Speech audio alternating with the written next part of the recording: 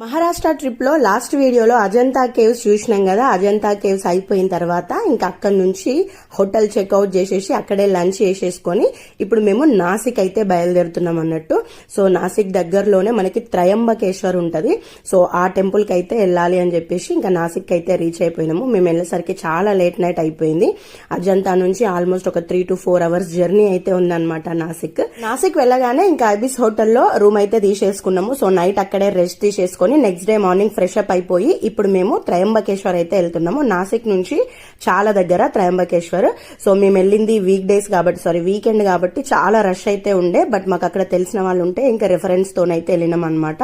So temple అయితే ఎంత బాగుందో, నేను ఇప్పటి వరకు చూసిన temples Lalla the best architecture ఉన్న టెంపుల్ అండ్ ఎంత పీస్ఫుల్ గా అనిపించిందో. బేసిక్ గానే నాకు శివుడు అంటే చాలా ఇష్టము. సో ఇక్కడ ఇంకా ప్రశాంతంగా అనిపించింది. నెక్స్ట్ వీడియోలో టెంపుల్ క్లియర్ గా చూపిస్తా.